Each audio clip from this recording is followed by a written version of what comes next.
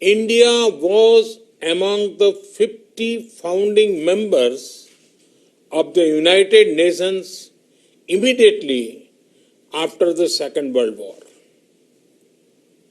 A lot has changed since then. Today, the UN brings together 193 member countries.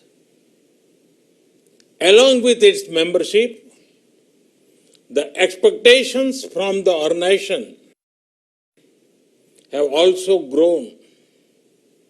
At the same time, multilateralism is facing many challenges today. Excellencies, from the very beginning, India has actively supported the Union's development work and ECOSOC. The first president of ECOSOC was an Indian. India also contributed to shaping the ECOSOC agenda, including the Sustainable Development Goals. Today, through our domestic efforts, we are again playing a salient role in achieving Agenda 2030 and the Sustainable Development Goals. We are also supporting other developing countries in meeting their Sustainable Development Goals. Excellencies, India is home to 1/6 of humanity. We are mindful of our weight and responsibility. We know that if India succeeds in achieving its development objectives, it will go a long way in achievement of global goals. And so we have taken whole of society approach by engaging our states, our local governments, our civil society, communities, and our people. Our motto is Sabka Saath, Sabka Vikas, Sabka Viswas, meaning together everyone's growth with everyone's trust. This resonates with the core SDG principle of leaving no one behind, be it access to nutrition, health, education, electricity, or housing. We are making great progress through our inclusive programs. Excellencies, last year we celebrated the 150th birth anniversary of the father of our nation, Mahatma Gandhi, by achieving full sanitation coverage in our 600,000 villages.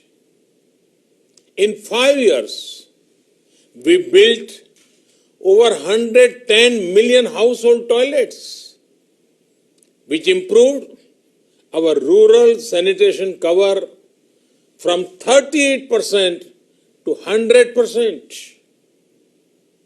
Our massive awareness generation programs are empowering our women. We have achieved gender parity in elementary and secondary education.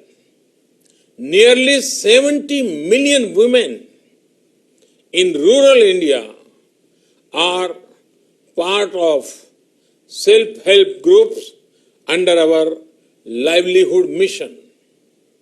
They are transforming lives and livelihoods of a big scale.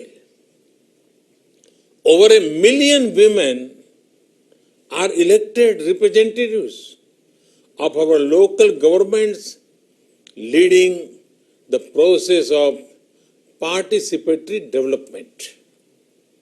In the last 6 years, we opened 400 million bank accounts for the unbanked, out of which 220 million are owned by women.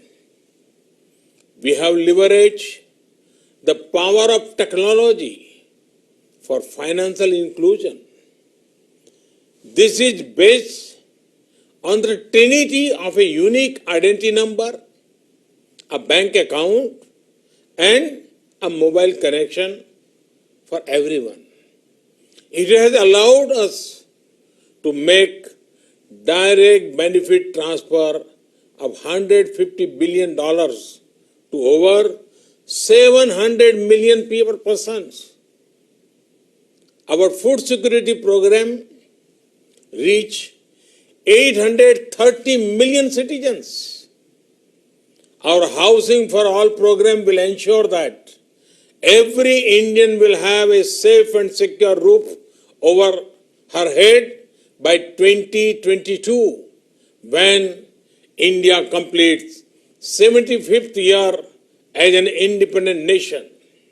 By then, 40 million new homes would have been made under this program, more than the total number of households in many countries.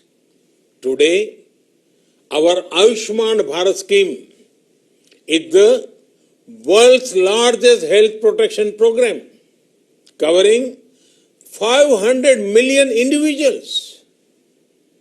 In the fight against COVID, our grassroots health system is helping India ensure one of the best recovery rates in the world. We are also on track to remove TB by 2025. Other developing countries can learn from the scale and success of India's development programs. And for the technologies and innovations we have deployed, it is this realization that underpins India's own development partnership with the Global South. Excellencies, while marching forward on the path of development, we are not forgetting our responsibility towards our planet. Over the past few years, we have reduced 38 million tons of carbon emissions annually. This was achieved by electrifying our villages, providing clean cooking fuel to 80 million poor households, and introduction of energy efficient measures. We have set a target to install 450 gigawatt of renewable energy and restore 26 million hectares of degraded land by 2030. We have an age-old tradition of living in harmony with nature. We launched one of the largest campaigns for cleanliness and discourage usage of single-use plastic. Internationally, our initiative to set up the International Solar Alliance was a practical manifestation of climate action. Similarly, the Coalition of Disaster Resilience Infrastructure brings together all relevant stakeholders for a comprehensive approach. We have always prided ourselves as the first responder in our region, a friend in need. Be it earthquakes, cyclones, Ebola crises, or any other natural or man-made crisis, India has responded with speed and solidarity. In our joint fight against COVID, We have extended medical and other assistance to over 150 countries. We also helped create a SARC COVID emergency fund in our neighborhood.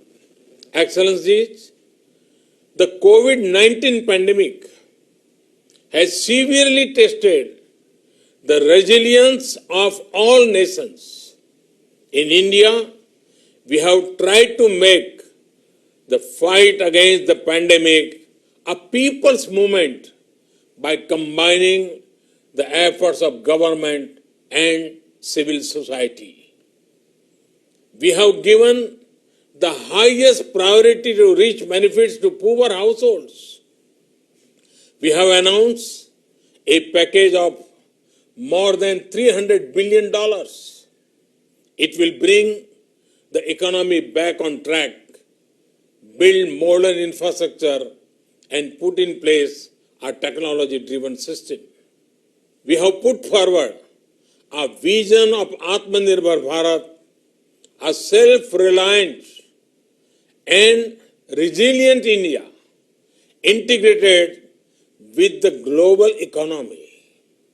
Excellencies, India firmly believes that the path to achieve sustainable peace and prosperity is through multilateralism.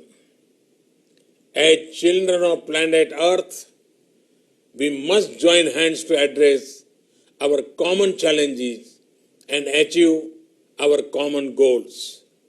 However, multilateralism needs to represent the reality of the contemporary world. Only reform multilateralism with a reformed United Nations as its center can meet the aspirations of humanity.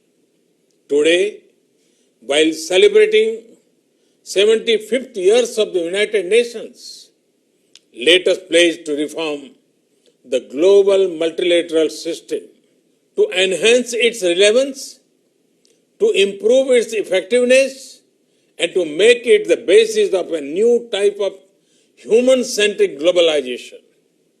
The United Nations was originally born for the furies of the Second World War. Today, the fury of pandemic provides the context for its rebirth and reform. Let us not lose this chance. Excellencies, India has been elected to the United Nations Security Council at this very important time.